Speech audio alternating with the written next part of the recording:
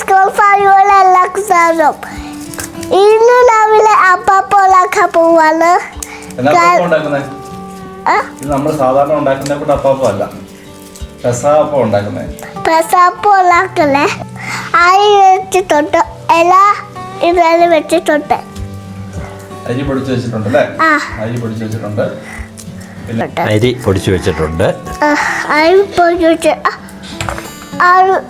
അത് പപ്പ അത് പൊടിക്കാലു. ഇല സെറാപ്പിയും ആരുസുപ്പായും കൂടെ കീറി തുടച്ച് വൃത്തിയാക്കി വെച്ചിട്ടുണ്ട്. ഞങ്ങളുടെ പുതിയ വീഡിയോയിലേക്ക് എല്ലാവർക്കും സ്വാഗതം. ഇന്ന് പെസഹ വ്യാഴാഴ്ചയാണ്. 4 വർഷങ്ങൾക്ക് ശേഷമാണ് ഞങ്ങൾ പെസഹ വ്യാഴം നാട്ടിൽ ആഘോഷിക്കുന്നത്. അപ്പം ഞങ്ങൾ അപ്പം പുഴുങ്ങുന്നതിന് വേണ്ടിയിട്ടുള്ള സാധനങ്ങളെല്ലാം റെഡിയാക്കിക്കൊണ്ടിരിക്കുകയാണ്. അരി ഇവിടെ ഇന്നലെ ഞങ്ങൾ പൊടിച്ച് വറുത്ത് വെച്ചു. പപ്പായ എന്നെ ഹെൽപ്പ് ചെയ്യുന്നുണ്ട് വെളുത്തുള്ളി ഉള്ളിയൊക്കെ പൊളിക്കാനായിട്ട്. സെറാഫിന് ഹെൽപ്പ് ചെയ്യുന്നുണ്ട് എന്നെ. എല്ലാവരും ഓരോ പണികളിലാണ്. ഉച്ച കഴിഞ്ഞാണ് ഇന്ന് പള്ളിയിലെ തിരുക്കർമ്മങ്ങൾ ആരംഭിക്കുന്നത്. അപ്പോൾ അതിന് മുമ്പായിട്ട് അപ്പമൊക്കെ റെഡിയാക്കിയിട്ട് വേണം ഞങ്ങൾക്ക് പള്ളിയിൽ പോകാൻ. ഇന്നത്തെ ഞങ്ങളുടെ പെസഹായുടെ വിശേഷങ്ങളിലേക്ക് പോകാം. പപ്പായുടെയൊക്കെ ചെറുപ്പകാലത്തെ പെസഹാചരണം എങ്ങനെയായിരുന്നു? ഇങ്ങനെയൊക്കെ തന്നെയായിരുന്നോ? ഞങ്ങളുടെ ചെറുപ്പകാലത്തിൽ കുർബാനയുടെ ക്രമം പള്ളിയിലത്തെ ക്രമം അനുസരിച്ച് രാവിലെയാണ്. അപ്പോൾ അതുകൊണ്ട് രാവിലെ പള്ളിയിലൊക്കെ പോയി കുർബാനയെല്ലാം കഴിഞ്ഞ് വന്ന് ഉച്ചയ്ക്ക് ശേഷമാണ് അപ്പത്തിനുള്ള പണികളൊക്കെ നടത്തുന്നത്. ഞങ്ങൾ ചെറുപ്പമായിരിക്കുമ്പോൾ ഞങ്ങൾക്ക് കൂടിയ റോളൊന്നുമില്ല. ഞങ്ങൾക്ക് ഇല വെട്ടി തുടച്ച് കൊടുത്താൽ മതി. ബാക്കി കാര്യങ്ങളൊക്കെ ചാച്ചനും അമ്മച്ചിയും കൂടെയൊക്കെ ചെയ്തോളും. ഞങ്ങൾ വേണ്ടുന്ന അത്യാവശ്യം ഹെൽപ്പ് ചെയ്ത് കൊടുത്താൽ മതി. ഇപ്പോൾ അതല്ല, ഇച്ചിരിയുടെ കാര്യങ്ങൾ ചെയ്യണം. അപ്പം അതിനുള്ള എല്ലാം മമ്മിയും ദീപ്തിയൊക്കെ കൂടെ ചെയ്തു തരും. പിന്നെ അതൊക്കെ കുഴച്ച് ഇലയിൽ ശരിയാക്കി പുഴുങ്ങാനായിട്ട് ഏൽപ്പിച്ചു കൊടുക്കുന്നു. ബാക്കി കാര്യങ്ങൾ അവർ ചെയ്തോളും. അതേപോലെ നമ്മൾ എല്ലാ വർഷവും അപ്പം പുഴുങ്ങത്തില്ലോ, അങ്ങനെ ഉണ്ടല്ലോ. മീൻസ് എല്ലാവർക്കും എല്ലാ വർഷവും അപ്പം പുഴുങ്ങാൻ പറ്റത്തില്ല, അങ്ങനെ എന്തോ ഇല്ലോ? അപ്പം അതിനെപ്പറ്റി എന്താണ്? എല്ലാവർക്കും എല്ലാ വർഷവും പുഴുങ്ങാം. പിന്നെ നമ്മുടെ ബന്ധത്തിൽപ്പെട്ട അതായത് കാരണന്മാർ അല്ലെങ്കിൽ സഹോദരങ്ങൾ ഒക്കെ മരിച്ചു പോയി കഴിഞ്ഞാൽ ആ വീട്ടിൽ ആ വർഷത്തെ നമുക്ക് പുഴുങ്ങാൻ പറ്റിയല്ല. ആ ഒരു വർഷം മാത്രം പുഴുങ്ങത്തില്ല. ആ ഒരു വർഷം മാത്രം നമുക്ക് പുഴുങ്ങത്തില്ല. അപ്പം നമ്മുടെ അയൽക്കാരായിട്ടുള്ളവരോ അങ്ങനെയുള്ളവർ നമുക്കിവിടെ അപ്പം പുഴുങ്ങി തരുവാണ് സാധാരണ ചെയ്യുന്നത്. അകന്ന ബന്ധത്തിലുള്ളവർക്കൊക്കെ ആണെങ്കിൽ നമുക്ക് പുഴുങ്ങുന്നതിന് കുഴപ്പമില്ല. നമ്മുടെ അടുത്ത അതായത് കാരണന്മാർ സഹോദരങ്ങൾ അങ്ങനെയുള്ള സ്ഥാനത്തുള്ളവർ മരിച്ചു കഴിഞ്ഞാൽ ആ വർഷം നമുക്ക് അപ്പം പുഴുങ്ങാൻ പറ്റില്ല. ആ വർഷം നമുക്ക് പാല് കാച്ചാം, പക്ഷേ അപ്പം പുഴുങ്ങുന്നത് നമ്മൾ പുഴുങ്ങാറില്ല. അത് നമ്മളിപ്പോൾ ആർക്കെങ്കിലും കൊടുക്കണമെങ്കിൽ അവർക്കും കൂടെ ആയിട്ടുള്ള കുരിശപ്പം, 2 കുരിശപ്പം നമ്മൾ ഉണ്ടാക്കണം അല്ലേ? നമ്മൾ എത്ര വീട്ടിൽ കൊടുക്കണോ, എത്ര പേർക്ക് പുഴുങ്ങത്തില്ലാത്തതുണ്ടോ അത്രയും വീട്ടിലുള്ള അങ്ങോട്ട് കണക്കാക്കി നമ്മൾ കുരിശപ്പം ഉണ്ടാക്കി അവർക്കും കൂടെ കൊടുക്കണം. നമ്മൾ 2 രീതിയിലാണ് ഉണ്ടാക്കുന്നത്. എൻ്റെ വീട്ടിൽ, അതായത് രാജക്കാട് ഏരിയയിലെ കോതമംഗലം രൂപതയുടെ, പണ്ട് രാജക്കാടുടെ വക കോതമംഗലം രൂപതയുടെ അണ്ടറിലായിരുന്നു. അവിടെയൊക്കെ ഈ അപ്പം ചുട്ടെടുക്കുന്ന പരിപാടിയാണുള്ളത്. ഒരു കുരിശപ്പം മാത്രം പുഴുങ്ങിയെടുക്കും, ബാക്കി ചുട്ടെടുക്കും. ഇവിടെ പുഴുങ്ങിയെടുക്കുന്ന പരിപാടി മാത്രമേ ഉള്ളൂ. അപ്പോൾ ഞാൻ വിചാരിച്ചു ഇച്ചിരി അപ്പം ചുട്ടും കൂടെ എടുക്കാമെന്ന്. അതുകൊണ്ട് 2 രീതിയിലും ഉണ്ടാക്കുന്നുണ്ട്. ഞാൻ സാധാരണ അപ്പം പുഴുങ്ങി മാത്രം ഉണ്ടാക്കുന്ന പതിവേ ഞാൻ കണ്ടിട്ടുള്ളൂ, അങ്ങനെ കഴിച്ചിട്ടുള്ളൂ. അപ്പം ദീപ്തി പറയുന്നത് അല്ല, ഇന്ന നല്ലൊരു രീതിയുണ്ട്. അവരുടെ കോതമംഗലം രൂപതയിലൊക്കെ അങ്ങനെയൊരു സംഭവമാണ്, അത് ടേസ്റ്റ് ചെയ്യണമെന്നാണ് പറയുന്നത്. അപ്പോൾ അതുകൊണ്ട് ഇപ്രാവശ്യം അതും കൂടെ നമുക്ക് മനസ്സിലാക്കാമല്ലോ എന്ന് കണക്കാക്കിയുണ്ട് കുറച്ച് ചുട്ടെടുക്കുന്ന രീതിയിൽ കൂടെ ഉണ്ടാക്കാമെന്ന് വെച്ചിട്ടുണ്ട്. പിന്നെ അടുത്തുള്ള വീടുകളിൽ, സഹോദര വീടുകളിൽ ഒക്കെ നമ്മൾ പോയി അവിടെ ചെന്ന് അവരുടെ കൂടെ അപ്പം മുറിക്കാനും അപ്പം ഭക്ഷിക്കാനും പാലും അപ്പം കൂടെ ഭക്ഷിക്കുന്ന പതിവൊക്കെയാണുള്ളത്. അത് ചില നാളുകളിലൊക്കെ ആണെങ്കിൽ കൂടുതൽ സ്ഥലങ്ങളിലൊക്കെ പോകുന്നുണ്ടെങ്കിൽ സമയം 11-12 മണി വരെ ആ രീതിയിൽ കൂടെ നമ്മൾ പല വീടുകളിൽ അപ്പം മുറിക്കൽ ശുശ്രൂഷയ്ക്ക് സഹകരിക്കും. നിങ്ങളുടെ വീട്ടിലൊക്കെ നേരത്തെ എങ്ങനെയായിരുന്നു ജന്മം, അതിൻ്റെ ഡീറ്റെയിൽസ് ഒക്കെ ഒന്ന് പറയാം. എൻ്റെ ചെറുപ്പത്തിൽ +2 പഠിക്കുന്ന ലാസ്റ്റ് ഓർമ്മ +2 പഠിക്കുന്ന സമയത്താണ് ഞാൻ പെസഹ വീട്ടിൽ ആഘോഷിച്ചത്. അത് കഴിഞ്ഞ് പഠനവും ജോലിയൊക്കെ ആയിട്ട് 10-12 വർഷമായിട്ട് പെസഹ ആഘോഷിച്ചിട്ടില്ല. ഇപ്പോൾ 10-12 വർഷങ്ങൾക്ക് ശേഷമാണ് ഞാൻ നാട്ടിൽ പെസഹ ഈസ്റ്റർ സമയത്ത് നാട്ടിൽ വന്നേക്കുന്നത്. ഞങ്ങളുടെ ചെറുപ്പസമയത്ത് രാവിലെയാണ്, എപ്പോഴും ഞങ്ങളുടെ പള്ളിയിൽ എപ്പോഴും രാവിലെയാണ് പെസഹയുടെ കാലുകഴുകൽ ശുശ്രൂഷയും കാര്യങ്ങളൊക്കെ. അത് കഴിഞ്ഞിട്ട് വീട്ടിൽ വന്ന് അപ്പം ഉണ്ടാക്കും. അപ്പം ചുട്ടാണ് എടുക്കുന്നത്. കുരിശപ്പം മാത്രമേ പുഴുങ്ങാറുള്ളൂ. ചില സമയത്ത് മമ്മിയുടെ വീട്ടിലേക്ക് പോകാറുണ്ട്, ചില സമയത്ത് രാജക്കാട് തന്നെയായിരുന്നു. രാജക്കാട് ഉള്ള ദിവസങ്ങളിൽ ഞങ്ങൾ അപ്പം പുഴുങ്ങി ഒരു 6 മണിയാകുമ്പോഴത്തേക്കും എല്ലാ പരിപാടിയും തീർത്തിട്ട് മിക്കവാറും തന്നെ തറവാട്ടിൽ നിന്നാണ് പരിപാടി തുടങ്ങുന്നത്. അപ്പം മുറിക്കൽ ശുശ്രൂഷ അമ്മ ഉണ്ടായിരുന്ന കാലത്തൊക്കെ അങ്ങനെയായിരുന്നു. തറവാട്ടിൽ നിന്ന് മുറിച്ച് പപ്പയുടെ ചേട്ടനനിയന്മാരുടെ വീട്ടിലും പപ്പയുടെ പെങ്ങളുടെ വീട്ടിലൊക്കെ പോയി കഴിച്ച് ഏകദേശം പരിപാടി പെസഹ വ്യാഴാഴ്ചത്തെ അപ്പം മുറിക്കൽ ശുശ്രൂഷ പരിപാടികളെല്ലാം കഴിഞ്ഞ് കഴിയുമ്പോഴത്തേക്കും ഏകദേശം 12-1 മണിയാകും. അത് കഴിഞ്ഞ് എല്ലാവരും പോയി കിടന്നുറങ്ങി പിറ്റേ ദിവസം ദുഃഖ വെള്ളിയാഴ്ച പള്ളിയിൽ പോകും. ഇതാണ് ഞങ്ങളുടെ ഒരു അന്നത്തെ കാലത്തെ റൂട്ടീൻ. ഇപ്പോൾ ഒത്തിരി വർഷങ്ങളായതുകൊണ്ട് പഴയ വീടുകളിൽ ആളുകളൊന്നും ഇല്ല, അതുകൊണ്ട് നമുക്ക് പോയി പങ്കെടുക്കാനുള്ള വീടുകളുടെ എണ്ണം കുറവാണ്. അപ്പം നമ്മുടെ തൊട്ടടുത്തുള്ള 1-2 വീടുകളിൽ പോയി അപ്പം മുറിച്ച് കഴിച്ചിട്ട് തിരിച്ചു പോരും. നേരത്തെ കാരണന്മാരൊക്കെ ഉള്ള സമയത്ത് ചാച്ചൻ്റെ പേരപ്പനൊക്കെ ഉള്ളപ്പോൾ ഞങ്ങൾ പെസഹായ്ക്ക് പോകുമ്പോൾ ആദ്യം പെസഹ അപ്പം മുറിക്കുന്ന ആ സമയത്ത് കുറേ സമയം പാന വായിക്കുന്ന ഒരു പതിവുണ്ടായിരുന്നു. പാന വായിക്കാറുണ്ട്, പക്ഷേ ഇന്നിപ്പം കൂടുതലും പാന വായിക്കുന്നത് തലേദിവസം വ്യാഴാഴ്ച പാന വായിച്ചിരി കുറവാണ്. ദുഃഖ വെള്ളിയാഴ്ച പാന വായരുണ്ട്. പക്ഷേ അതിൻ്റെ ഒരു പ്രധാന കാരണം എന്ന് പറഞ്ഞാൽ തന്നെ വ്യാഴാഴ്ചത്തെ വായനയുടെ ഭാഗം ഇച്ചിരി ബുദ്ധിമുട്ടാണ്. ഇച്ചിരി വായിക്കാനൊരു ഇത് കിട്ടാനൊക്കെ ഒരു ശകലം പാടുണ്ട്. അതായത് പുളിയാത്തപ്പം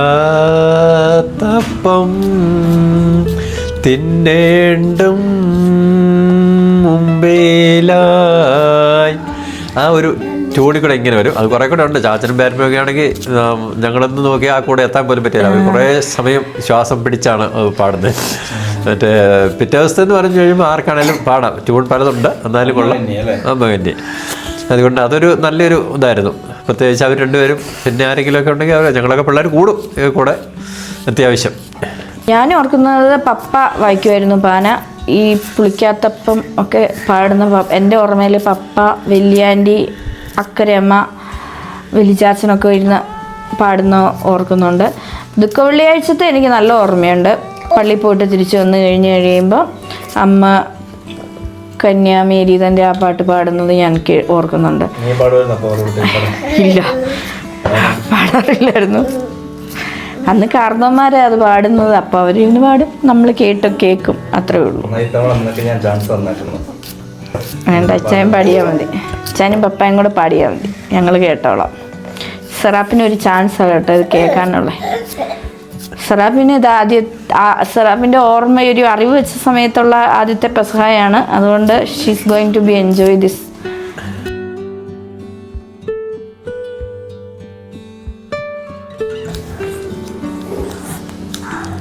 ഇതിപ്പോൾ എല്ലാവരുടെയും ഷോട്ട് എടുത്തിട്ട് എൻ്റെ ഒരു ഷോട്ടും കൂടെ എടുക്കുക.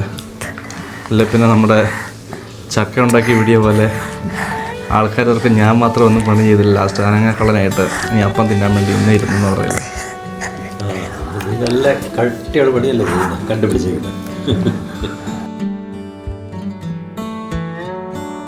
പിതാവിൻ്റെ നാമത്തിൽ. ആദ്യം നമുക്ക് വേണ്ടുന്ന പൊടികൾ ചേർക്കണം.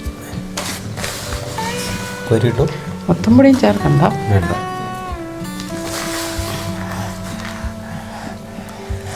മറ്റൊരു വെള്ളമാണ്. ഒഴിച്ചേക്കാം.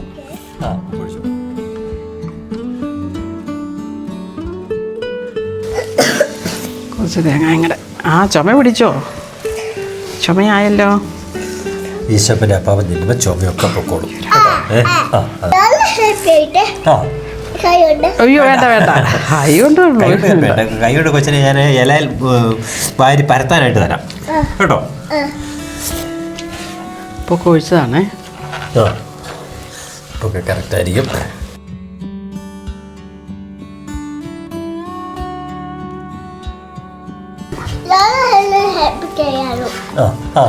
കൊച്ചു അപ്പം ഉണ്ടാക്കുമ്പോൾ ഹെൽപ്പ് ചെയ്യണം. ഇപ്പോഴല്ല, ഇപ്പം പപ്പ ഇത് ഇലയെ പരത്താൻ വേണ്ടി, ഇലയെ പരത്താനായിട്ട് കൊച്ച് ഹെൽപ്പ് ചെയ്യണം. സെറാപ്പി ആണെന്നേരം ഇലയിൽ നല്ല പരത്തി അപ്പം റെഡിയാക്കി വെക്കുന്നത്. കുഴച്ച് തരുന്ന പപ്പ കുഴച്ച് തരാം.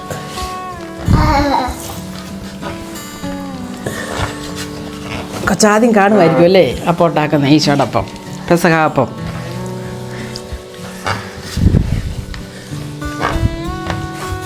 സെറാപ്പി, ഇത് കുരിശപ്പത്തിനുള്ള ഓല. ആ, നമ്മൾ ഈശോപ്പൻ്റെ അപ്പത്തിന് നമ്മൾ ഈ കുരുത്തോല വെച്ചാണ് അപ്പം ഉണ്ടാക്കുന്നത്. ആ,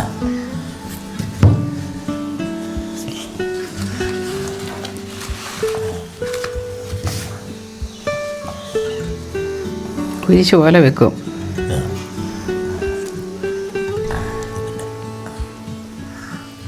കേട്ടോ, നമുക്ക് ഓശാനയ്ക്ക് കിട്ടിയ ഓലയാണ് ഇപ്പം കുരിശ് പോലെ വെച്ച് അപ്പം ഉണ്ടാക്കുന്നത്.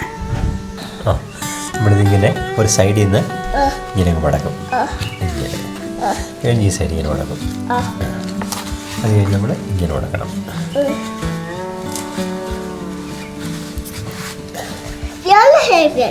ആ,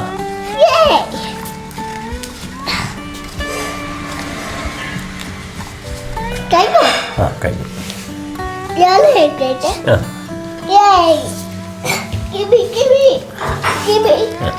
നമുക്ക് കുഞ്ചാത്തിനൊക്കെ കൊടുക്കണം.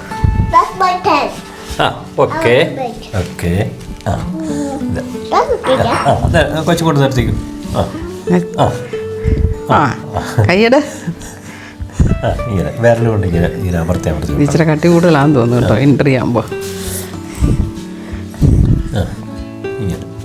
ആ, കണ്ടോ, കൊച്ചു അപ്പം ഉണ്ടാക്കി. ഇതാ സെറാപ്പി ഹെൽപ്പ് ചെയ്യാന്ന് പറഞ്ഞു അല്ലേ?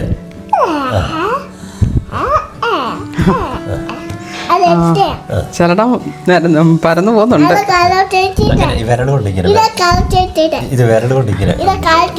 ആ, കരോൾ ചെടിയാ. അവിടെ പപ്പയും മമ്മി ഇൻട്രിയപ്പത്തിൻ്റെ ഉണ്ടാക്കുന്നതിൻ്റെ തിരക്കിലാണ്. കുരിശപ്പമൊക്കെ അവർ ഓൾറെഡി വെച്ച് കഴിഞ്ഞു. അപ്പോൾ ഞാൻ പെട്ടെന്ന് ഈ വറുത്ത ഇതും കൂടെ ചെയ്യാമെന്ന് ഓർത്തുകൊണ്ടാണ്, മീൻസ് ചുട്ടെടുക്കാനുള്ളത്. അപ്പോൾ ഓൾറെഡി ഞാൻ കുറച്ച് ഉഴുന്ന് വറുത്ത് പൊടിച്ച് ജീരകമൊക്കെ മിക്സ് ചെയ്ത് വെച്ചതുണ്ട്. പിന്നെ അതിൻ്റെ കൂടത്തിലേക്ക് ഞാൻ കുറച്ച് തേങ്ങായും വെളുത്തുള്ളിയും ജീരകം ചുമന്നുള്ളി ഇത്ര സാധനം കൂടെ അരച്ചതും കൂടെ ചേർക്കുന്നുണ്ട്. അരിപ്പൊടി ഇട്ട് കൊടുക്കാം. ഞാൻ ഇച്ചിരി തരങ്ങ് കുറഞ്ഞ്, അരിപ്പൊടിക്ക് ഇച്ചിരി തരങ്ങ് കൂടുതലാണ്, അതുകൊണ്ട് ഞാൻ ഉഴുന്ന് പൊടിച്ചപ്പോൾ ഇച്ചിരി തരങ്ങ് കൂട്ടിയാണ് പൊടിച്ച്. അപ്പം പുഴുങ്ങുന്നതിന് നമുക്ക് തരങ്ങ് കുറവും മതി, പക്ഷെ അപ്പം ചൂടാൻ ഇച്ചിരി തരങ്ങുണ്ടെങ്കിൽ ആ ഒരു ഇത് കിട്ടത്തുള്ളൂ, കടി കിട്ടത്തുള്ളൂ കഴിക്കുമ്പോൾ. അതുകൊണ്ട് ഞാൻ ഇച്ചിരി തരങ്ങ് കൂട്ടിയാണ് പൊടിച്ചത്. അപ്പോൾ ഇത് കുഴച്ച് അതിൻ്റെ പാകത്തിൽ ഫൈനൽ സ്റ്റേജ് എത്തുമ്പോൾ ഞാൻ കാണിച്ചു തരാം ഏത് പരിവാണെന്ന്. കുറേ ആൾക്കാർ, എൻ്റെ ഫ്രണ്ട്സൊക്കെ കുറേ പേര് ഇൻട്രിയപ്പം പുഴുങ്ങുന്നത് മാത്രമേ അവർക്ക് അറിയത്തുള്ളൂ, ചുടുന്ന അറിയത്തില്ല. അപ്പോൾ ഇങ്ങനെ ഒരു രീതിയും കൂടെ ആദിമകാലം മുതൽ ഈ ഹൈ റേഞ്ചിലൊക്കെ ഉള്ള ഒരു രീതിയാണ് ഈ അപ്പം ചുട്ടെടുക്കുക എന്നുള്ളത്. സാധാരണ ഉരുളിയിലാണ് ചുട്ടെടുക്കുന്നത്. എന്നിട്ട് മേളിലും താഴെയൊക്കെ കനലൊക്കെ വെച്ച് നമുക്ക് ഉരുളി ഇതുണ്ടാക്കാനുള്ള സൈസിലുള്ള ഉരുളി ഇല്ലാത്തത് കൊണ്ട് നമ്മളിപ്പോൾ നോൺ സ്റ്റിക്കിൻ്റെ പാന വെച്ചുണ്ടാക്കുകയാണ്. ആദ്യം കുറച്ച് എണ്ണ ഒഴിച്ചു കൊടുക്കാം.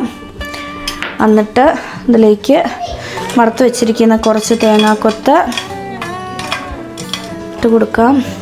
കുറച്ച് ചുമന്നുള്ളി വറുത്ത് വെച്ചിരിക്കുന്നതും ഇട്ട് കൊടുക്കാം. എനിക്ക് ഇച്ചിരി ഈ മാവിൽ കടി കിട്ടേണ്ടതുകൊണ്ട് ഞാൻ ഇച്ചിരി സവോള വറുത്തതും ഇച്ചിരി ചുമന്നുള്ളി വറുത്തതും കൂടി ഇതിനകത്തും കൂടി ഇട്ട് കൊടുക്കുന്നുണ്ടേ.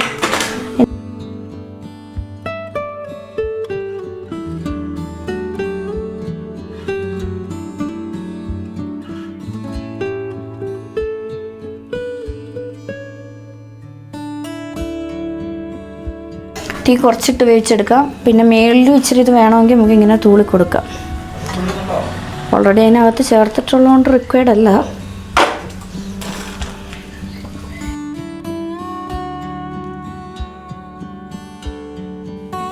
അങ്ങനെ അപ്പമൊക്കെ ഉണ്ടാക്കിയതിന് ശേഷം ഞങ്ങളെല്ലാവരും റെഡിയായി പള്ളിയിലേക്ക് പോയി.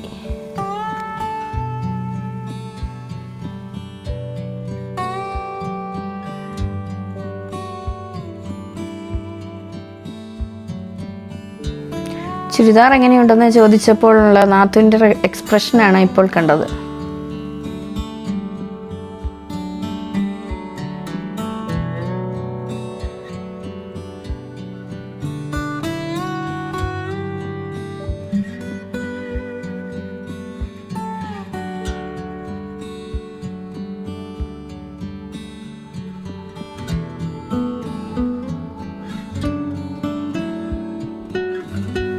അങ്ങനെ ഞങ്ങൾ പള്ളിയിലെത്തി.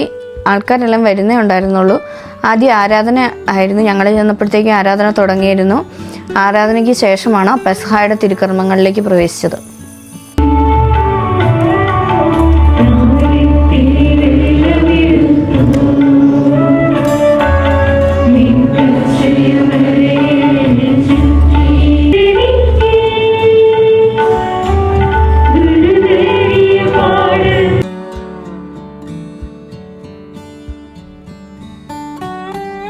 അങ്ങനെ പള്ളിയിലെ തിരുക്കർമ്മങ്ങളെല്ലാം കഴിഞ്ഞപ്പോൾ തന്നെ ഞങ്ങൾ വീട്ടിലേക്ക് പോയി പെസഹായുടെ പാലുണ്ടാക്കാൻ തുടങ്ങി.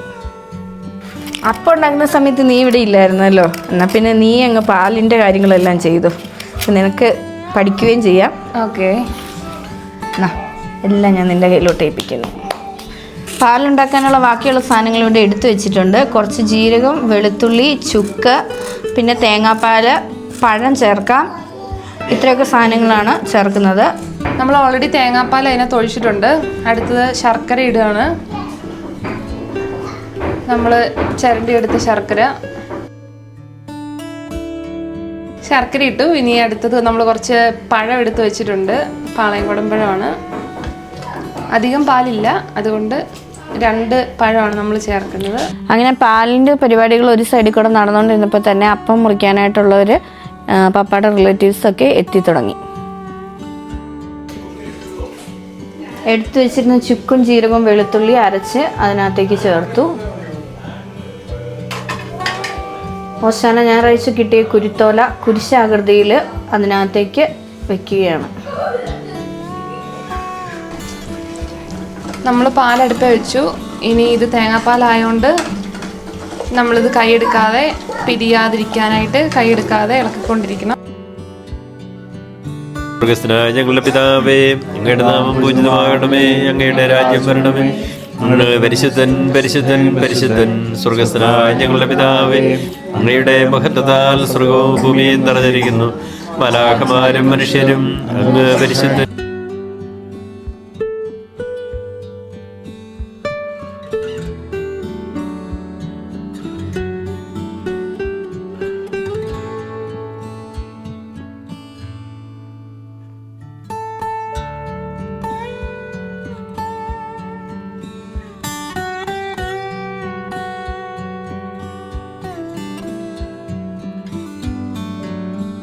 പ്രാർത്ഥനയ്ക്ക് ശേഷം പപ്പ അപ്പം മുറിച്ച് പ്രായം കൂടുതലുള്ള ആൾ മുതൽ കുടുംബത്തിലെ ഏറ്റവും പ്രായം കുറഞ്ഞ സെറാഫിന് വരെ കൊടുത്തു.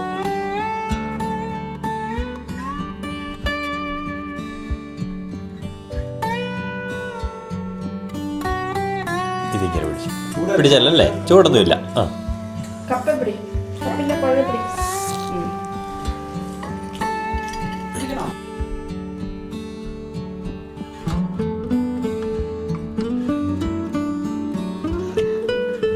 അങ്ങനെ അപ്പം മുറിച്ച് കുറച്ച് കൊച്ചു വർത്താനങ്ങളൊക്കെ പറഞ്ഞതിന് ശേഷം ഞങ്ങൾ അടുത്ത വീട്ടിലേക്ക് പോയി അപ്പം മുറിക്കാൻ.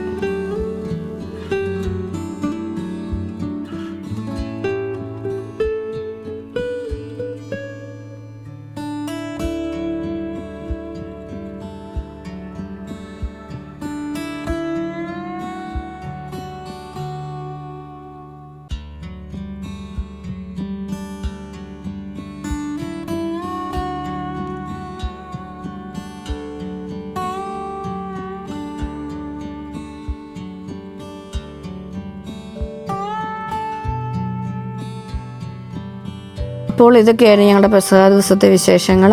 ഈ വീഡിയോ നിങ്ങൾക്ക് ഇഷ്ടമായെങ്കിൽ ഞങ്ങളുടെ വീഡിയോ നിങ്ങൾ ലൈക്ക് ചെയ്യുക, ഷെയർ ചെയ്യുക, സബ്സ്ക്രൈബ് ചെയ്യുക.